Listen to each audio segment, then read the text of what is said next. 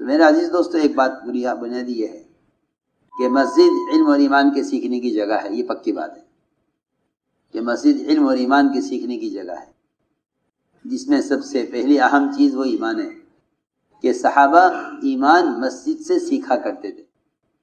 اب ایمان کا سیکھنا صرف اس کی لغوی شرعی اصطلاحات کا سیکھ لینا ایمان بن کے رہ گیا ہے.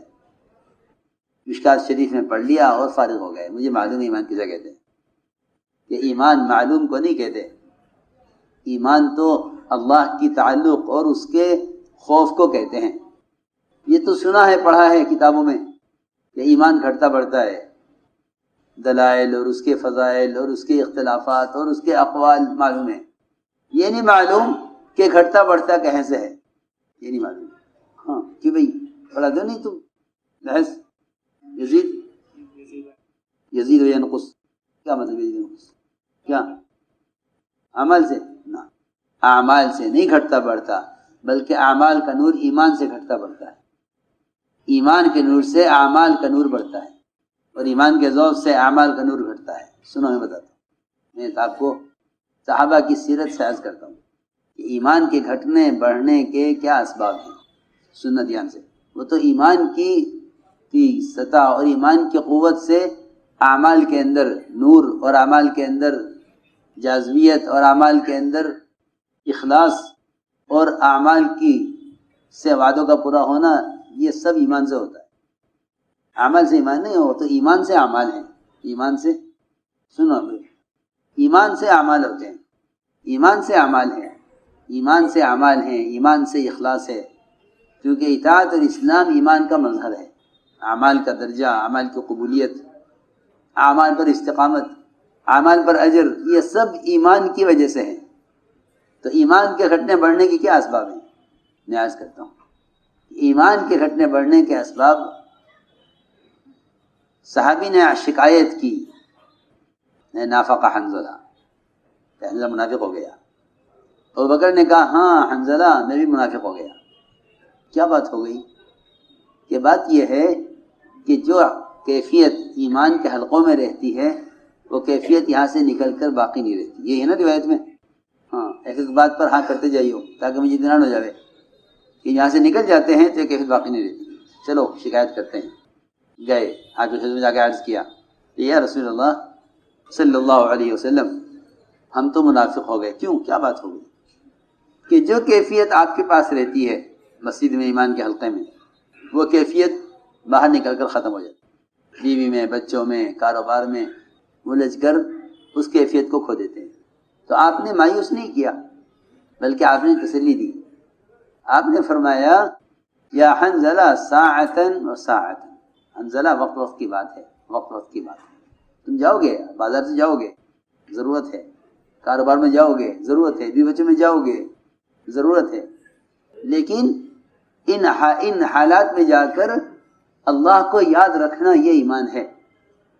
اللہ کو یاد رکھنا ان حالات میں جا کر یہ ایمان ہے. اللہ کو بھول جانا ان حالات میں جا کر یہ ایمان کا ذوق ہے. میں عرض کرتا ہوں عبداللہ بن رواحہ رضی اللہ تعالیٰ عنہ گھر میں بیوی کی گود میں سر رکھے ہوئے لیٹے. یہ آدمی انتہائی سکون اور خواہش کے ماحول میں ہوتا ہے. سر رکھے ہوئے ہیں بیوی کی گود میں اور رو رہے. اتنا زیادہ رو رہے تھے کہ بڑے حادثے پر کوئی روتا ہے. دیکھ کر بیوی نے رونا شروع کیا. پوچھا تو کیوں رو رہی ہے؟ کہ آپ کو روتا ہوا دیکھ کر رو رہی ہے. مجھے کیا معلوم کیا ہوا.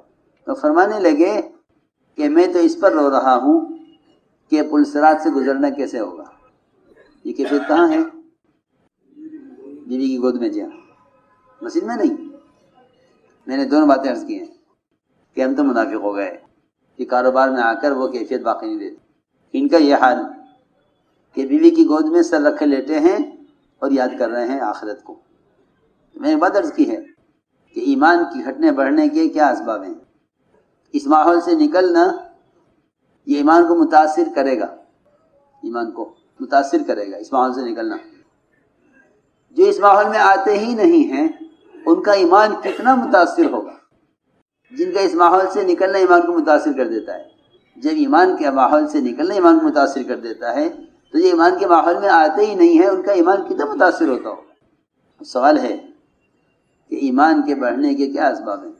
کہ ایمان کے بڑھنے کے اسباب یہ ہیں کہ مسجدوں میں ایمان کے حلقے قائم کیے جائیں اور لوگوں پر گشت کیا جائے انہیں ایمان کے حلقوں میں جوڑنے کے لیے۔ یہ میں آپ کو بتانا چاہتا تھا کہ ایمان کے بڑھنے کے کیا اسباب ہیں۔ اعمال تو ایمان کے بڑھنے کا تقاضا ہے کہ ایمان بڑھے گا تو اعمال بڑھیں گے، پکی بات ہے کہ ایمان بڑھے گا تو اعمال بڑھیں گے، یہ پکی بات ہے۔ لیکن ایمان کیسے بڑھے گا؟ ایمان کے بڑھنے کا ذریعہ یہ ہے کہ مسجدوں میں ایمان کے حلقے قائم کیے جائیں اور صحابہ کی طرح ایمان کی تقویت کے لیے گشت کیا جائے۔ سنو، ایمان کی یہ بات ہے کہ ایمان کی تقویت کے لیے گشت ہے، اور ایمان کی تقویت کے لیے ایمان کے حلقوں میں جڑ کر اللہ کی بڑائی کو، اس کی وحدانیت کو سننا ہے۔ یہ اصل بات ہے، یہ ملے گا آپ کو روایتوں میں۔ معاذ بن جبل رضی اللہ تعالی عنہ وہ مسجد سے باہر گشت کر کے لوگوں کو جمع کرتے تھے اور کہتے تھے اجلس بنا نؤمن ساعۃ۔ امام بخاری رحمۃ اللہ علیہ نے معاذ بن جبل کے اس عمل سے استدلال کیا ہے، امام صاحب نے استدلال کیا ہے معاذ بن جبل کے اس عمل سے، کہ معاذ بن جبل کا عمل بتلا رہا ہے کہ مسجد میں ایمان کے حلقے ایمان کے ازدیاد کا سبب ہیں، ایمان کے بڑھنے کا۔ عمر رضی اللہ تعالی عنہ گشت کرتے تھے اور ایک ایک کے دو کے ہاتھ پکڑتے اور یہ کہتے کہ تھوڑی دیر کے لیے ہمارے ساتھ آ جاؤ، اب پر ایمان لائیں گے۔ پھر جواب میں کہتے تھے اپنے کام کے کہ یہ کام میں اس لیے کرتا ہوں تاکہ میرے ایمان میں ترقی ہو۔ ہاں، روایت میں یہ چیزیں جمع کی ہیں، اس لیے جمع کی ہیں تاکہ علم اور ایمان کا سیکھنا متقدمین کے طریقے کی طرف جاوے، صحابہ کے طریقوں کی طرف، ورنہ رواج غالب آ رہا ہے، رواج غالب آ رہا ہے۔ میں آپ کو ضروری بات عرض کر رہا ہوں، رواج نے یہ کیا کہ مساجد سے ایمان کے حلقے تو ختم کر دیے، اب آپ کو تجارت کے حلقے، زراعت کے حلقے، سرمایہ داریوں کے حلقے، آپ کو باہر بہت حلقے ملیں گے۔ یہاں میٹنگ چل رہی ہے، وزارت میں صحت میں میٹنگ چل رہی ہے بیماریوں کو لے کر، اور زراعتی میٹنگ چل رہی ہے کھیتی باڑیوں کے مسائل کو لے کر، اور تجارت میں کی منڈیوں میں میٹنگ چل رہی ہے کہ بھائی مسلمانوں کی تجارت پہ حالات آ رہے ہیں یا قانون بن رہے ہیں، یہ اس کو لے کر دیں۔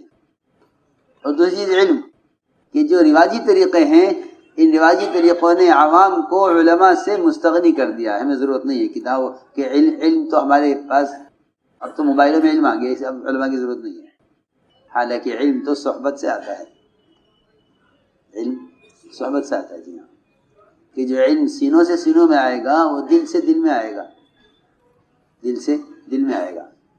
اس لیے کتاب ذریعہ ہے، صحبت اصل ہے، صحبت اصل ہے۔ جی ہاں، علماء کی صحبت اصل ہے، علم کا ماحول اصل ہے، کیونکہ تعلیم تربیت کے ساتھ ہے۔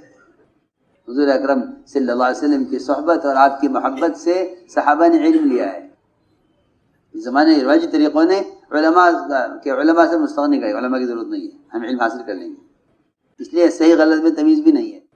تو میں نے ایک بات عرض کی تھی کہ ایمان سیکھنے کے لیے بنیادی چیز یہ ہے کہ ایمان سیکھو مسجد میں ایمان کے حلقوں میں، کیونکہ ایمان کے حلقے مسجد میں ایمان کے بڑھانے کا ذریعہ ہیں۔ متعدد صحابہ یہ بات ثابت ہے، معاذ بن جبل سے اور عبداللہ بن رواحہ سے، عمر بن خطاب سے، اور خود ابو ہریرہ رضی اللہ تعالیٰ عنہ، وہ مدینے کے بازار سے لوگوں کو مسجد میں بھیج رہے تھے کہ مسجد میں تعلیم کا حلقہ ہو رہا ہے، تم بازار میں کیوں ہو؟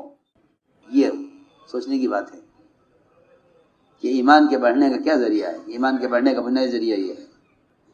اس لیے مسجد کے اطراف کی محنت، علماء صحابہ کا ایمان کے حلقوں میں جوڑنے کے لیے ملاقاتیں کرنا، قم بنا، اجلس بنا، تعال بنا، یہ روایتوں میں الفاظ صحابہ کے، اٹھو ہمارے ساتھ، چلو ہمارے ساتھ، بیٹھو ہمارے ساتھ، اپنے پر ایمان لائیں گے۔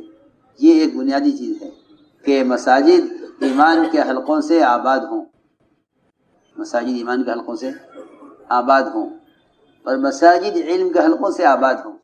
امت کو علم مسجد سے دیا جائے، امت کو علم مسجد سے دیا جائے۔ میں کہا کرتا ہوں سال والوں سے کہ اپنی اپنی مسجدوں کو مدرسہ بناؤ، کہ اپنی اپنی مسجدوں کو مدرسہ بناؤ۔ اس سے پوچھتے ہیں آ کر سال لگا کے جا رہا ہوں، کیا کروں؟ ابا جی تو کہہ رہے ہیں کہ میرے ساتھ کھیتی میں لگ جا۔ ابا جی کیا کہہ رہے ہیں؟ میں اکیلا رہ گیا ہوں، میرے ساتھ کھیتی میں لگ جا دیا. کوئی کہہ رہا ہے کہ تجارت کر لے. میں سوچ رہا ہوں تجارت کروں یا تعلیم میں لگوں یا تبلیغ میں لگوں. تو مشورہ دیتا ہوں کہ صحابہ کی زندگی ان کے زمانے کے لیے نہیں ہے، قیامت تک کے لیے ہے.